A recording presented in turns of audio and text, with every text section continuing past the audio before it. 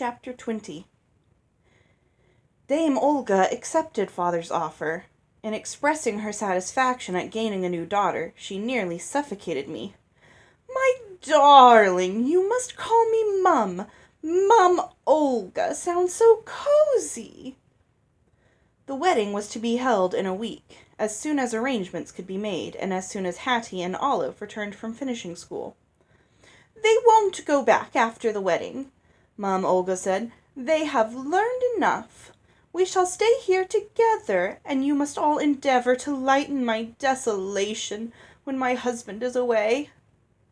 Her eyes followed father, who was crossing her parlor to gaze out the window. "And who will lift my desolation?" he asked, his back to her. A blush deepened the color of her rouged cheeks. She was besotted with him.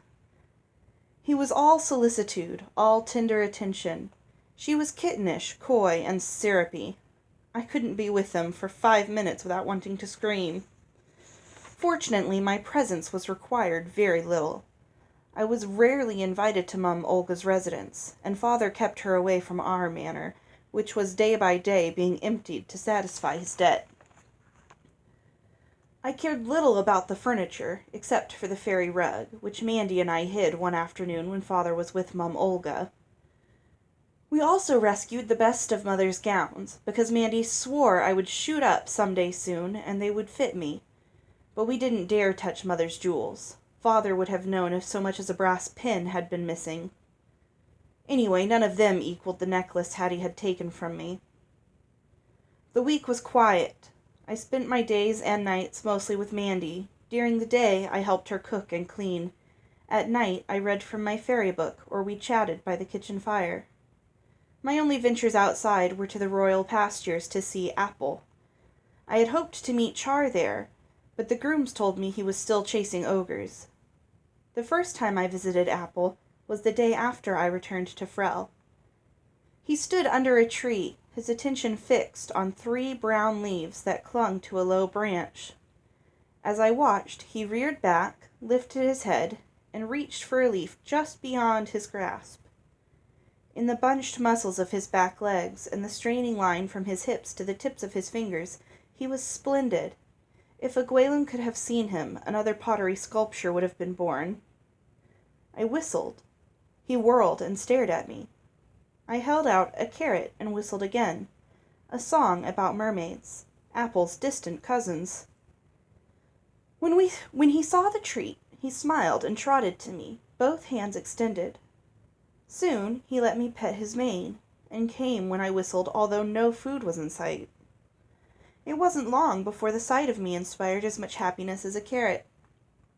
I began to confide in him. His wide-eyed attention was an invitation, and his trick of cocking his head to one side while I spoke made me feel that every word was a revelation, although he understood none of it. "Hattie hates me and makes me do things. Never mind why. Olive likes me, which is hardly an advantage. Mum Olga is odious. You and Mandy are the only ones who love me, and you're the only one who will never order me about." Apple watched my face, his sweet, empty eyes staring into mine, his lips curled into a smile. The wedding was held in the old castle. Mum Olga wanted it to take place in our manor, but father said the castle would be more romantic. Against such an argument, she had no weapons. When we arrived, father went in straight away to see to details of the ceremony and of the masked ball that would follow. I slipped into the garden to visit the candle trees, which, devoid of their leaves, resembled rows of skeletal arms bent at the elbow. The day was cold. I passed the candles and marched up and down an avenue of elms, trying not to freeze. I even tied on my mask in a vain attempt to keep my nose warm. No matter how cold I felt, I was going to stay outside until several guests had arrived. My toes and fingers were numb before I deemed it safe to enter. As soon as I did, Hattie rushed at me, her new false tresses bouncing. Ella, I've missed you so! She was about to embrace me and, I warrant, whisper a command in my ear. I stepped away. If you speak to me at all today, Hattie, I hissed, I'll snatch off your wig and pass it around to the guests. But, not a word. Taking off my cloak, I walked to the fire and remained there while the buzz of conversation grew behind me. There was nothing to tempt me to turn. The flames were more interesting than the talk. I wondered what made the air in front of the fire shimmer so. Aren't you going to watch the wedding? Olive knocked my arm. Can I stay out here with you? The hall was silent. I said, Don't you want to see your mother wed? I wanted to be there to see the horrible event. I don't care. I'd rather be with you. I'm going in. She followed me, and we slipped into the last row of seats. Father and Mum Olga faced an alcove in which stood High Chancellor Thomas, who had begun to marry them. His speech sounded familiar, because he'd used almost the same phrases at Mother's funeral. The audience probably could have recited along with him. I heard coughs. A lady ahead of me snored gently, and Olive was soon asleep as well. A man in our row pulled out a knife and cleaned his fingernails. Only one viewer was rapt, leaning forward in her seat, nodding at each trite sentiment, smiling while dabbing at wet eyes. I smelled lilacs. Lucinda! She mustn't see me. As the daughter of the groom, I could hardly keep up the pretense that I spoke only Eorthian.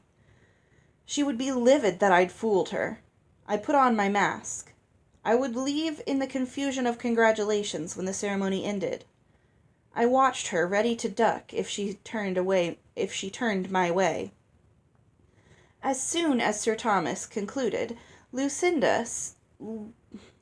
leaped to her feet. My friends! She rang out, while advancing on Father and Mum Olga. Never have I been so moved by a ceremony. Sir Thomas beamed. Not because of this man's endless droning, there were titters, but because of the love that has united these two, who are no longer in their first youth. Madam, Mum Olga began. Lucinda didn't hear her. I am Lucinda the fairy, and I am going to give you the most wondrous gift. Mum Olga's voice changed from outrage to delight. A fairy gift, and everyone here to see. Oh, Sir P., how divine! I should have been making my escape, but I stood frozen in place. Father bowed. You honor us.